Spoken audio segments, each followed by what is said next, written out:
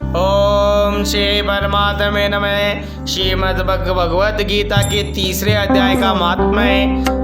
श्री भगवान कहते हैं, प्रिय जन, स्थान में एक जड़ नामक ब्राह्मण था जो कौशिक वंश में उत्पन्न हुआ था। उसने अपना जातीय धर्म छोड़कर विनय बनिए के प्रति में मन लगाया। उसे पराई स्त्रियों के साथ व्यभिचार करने का व्यसन पड़ गया था। वह सदा जुआ खेलता, शराब पीता और शिकार खेलकर जीवों की हिंसा किया करता था। इस प्रकार उसका समय बीतता था। धन नष्ट हो जाने पर वह व्यापार के लिए बहुत दूर तक उत्तर दिशा में चला गया। वहां से धन कमाकर घर की ओर लौटा। बहुत दूर तक का रास्ता उसने तय कर लिया था। एक दिन सूर्यास्त हो जाने पर सब दसों दिशाओं में अंधकार फैल गया। तब एक वृक्ष के नीचे उसे लुटेरों ने दबाया और शेख ही उसके प्राण ले लिए। उसके धर्म का लोभ हो गया था, इसलिए वह बड़ा भयानक प्रेत हुआ। उसका पुत्र बड़ा धर्मात्मा और वेदों का विद्वान था।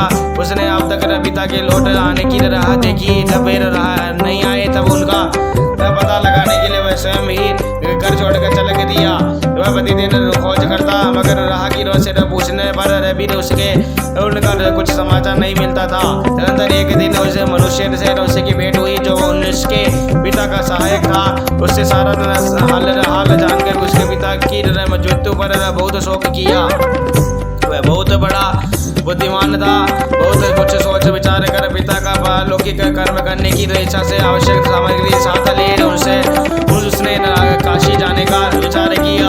मार्ग में 7-8 मुकाम डालकर वह 90 दिन उसी वृक्ष के नीचे पहुंचा जहां इसके पिता मारे गए थे। उस स्थान पर उसने संध्या उपासना की और गीता के 30 अध्याय का पाठ किया। इसी समय आकाश में बड़ी भयानक आवाज हुई। उसने अपने पति को पिता को भयंकर आकार में देखा। फिर तुरंत ही अपने सामने आकाश में उसने एक सुंदर विमान दिखाई दिया जो महान तेज से व्याप्त था। उसमें अनेकों शुद्र घंटिकाएं लगी थी। उसके तेज से समस्त दिशाएं अलौकिक हो रही थी। यह दृश्य देखकर वह उसके चित्त की व्यग्रता दूर हो गई। उसने विमान पर अपने पिता को दिव्य रूप धारण किए विराजमान देखा। उनके शरीर पर पीताम्बर शोभा बहा रहा था और मुनिजन उनकी स्तुति कर रहे थे। उन्हें देखते ही पुत्र ने प्रणाम किया। तब पिता ने उसे आशीर्वाद दिया। तत्पश्चात उसने पिता से यह सारा वृत्तांत पूछा। उसके उत्तर में पिता ने सब बातें बताकर इस प्रकार कहना आरंभ किया, बेटा देववश मेरे निकट गीता के 30 अध्याय का पाठ करके तुमने इस शरीर के द्वारा किए हुए दुष्ट कर्म बंधन से मुझे छुड़ा दिया। अतः घर लौट जाओ, क्योंकि जिसके लिए तुम काशी जा रहे हो वह प्रयोजन इस समय 3 अध्याय के पाठ से ही सिद्ध हो गया है। पिता के यूं कहने पर पुत्र ने पूछा, तात मेरे हित का उपदेश दीजिए तथा और कोई कार्य हो जो मेरे लिए करने योग्य हो तो बताइए। ये तब पिता ने उससे कहा, दानक तुम्हें यही कार्य फिर करना है। मैंने जो कर्म किया है वही मेरे भाई ने भी किया था। इससे मेरे बहुत नरक में पड़े हैं। सुनकर भी तुम्हें उद्धार करना चाहिए तथा मेरे कुल के वीर और जितने भी लोग नरक में पड़े हैं उन सबका भी तुम्हारे द्वारा उद्धार हो जाना चाहिए। यही मेरा मनोरथ है बेटा। जिस साधन के द्वारा तुमने मुझे संकट से छुड़ाया है उसी का अनुष्ठान और के लिए भी करना चाहिए। उसका अनुष्ठान करके उसी से होने वाला पुण्य नार की जीवों को संकल्प दे करके दे दो। इससे वे समस्त पूर्वजों मेरी ही तरह यात्रा से मुक्त होकर स्वकाल मेरे ही श्री विष्णु के परम पद को प्राप्त हो जाएंगे। पिता का यह संदेश सुनकर पुत्र ने कहा, है तात यदि ऐसी बात है कि है और आपकी भी ऐसी ही रुचि है तो मैं समस्त नार की जीवों का नरक कैसे उद्धार कर लूंगा। यह सुनकर पिता बोले, उसके पिता बोले, बेटा मसूर तुम्हारा कल्याण हो। मेरा अत्यंत प्रिय कार्य का संपन्न हो गया। इस प्रकार पुत्र को आश्वासन देकर उसके पिता भगवान विष्णु के परम धाम को चले गए। तत्पश्चात वह भी लौटकर बच्चन स्थान में आ गया और परम सुंदर भगवान श्री कृष्ण के मंदिर में उसके समक्ष बैठकर पिता के आदेशानुसार गीता के 30 अध्याय का पाठ करने लगा।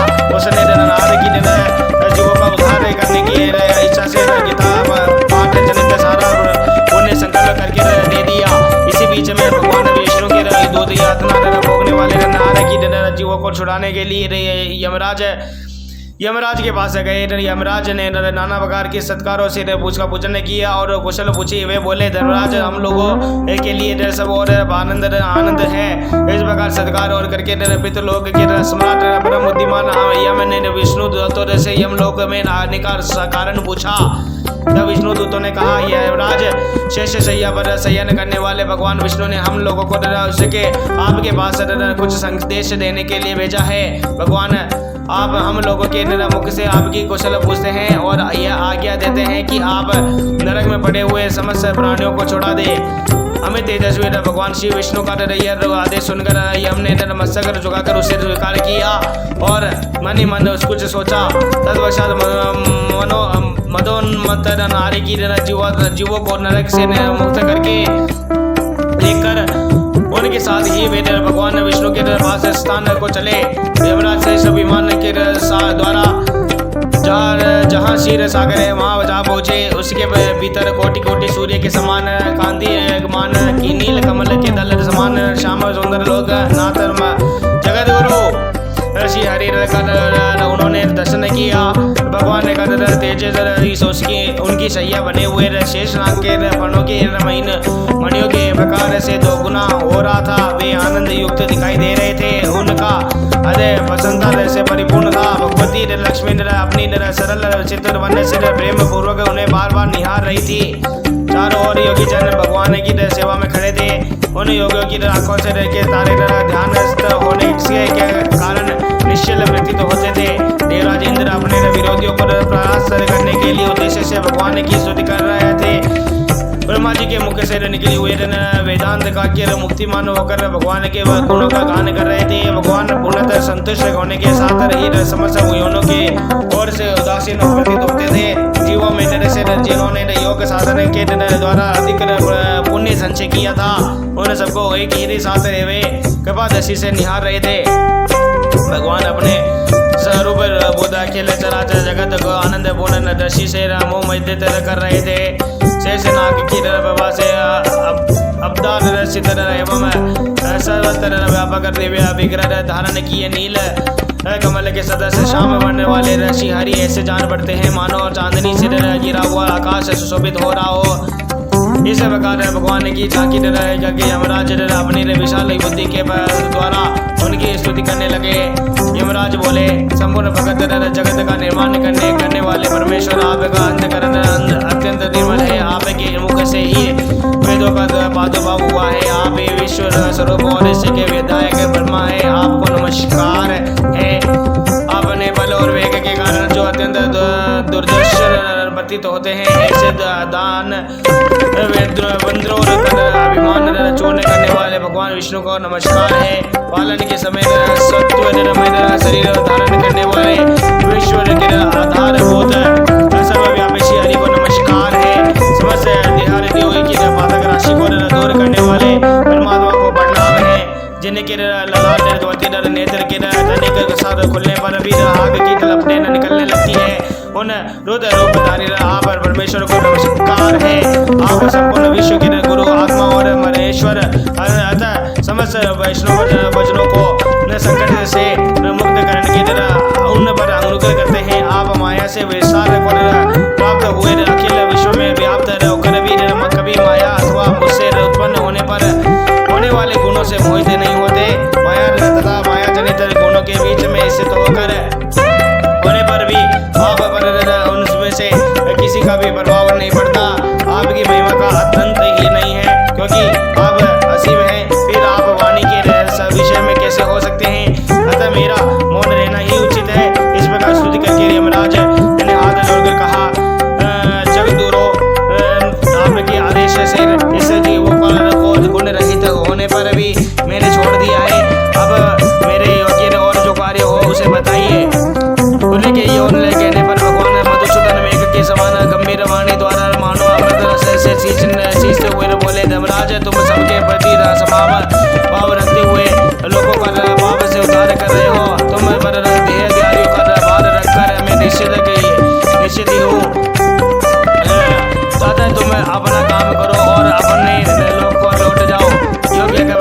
अंतर्धान हो गए। यमराज भी अपनी निरपुरी को लौट आए। तब वह ब्राह्मण अपनी निर्जाति की और समस्त नार की जीवों का नरक से उद्धार करके स्वयं भी शेष विमान द्वारा श्री विष्णु धाम को चला गया। बोल श्री कृष्ण भगवान की जय हो।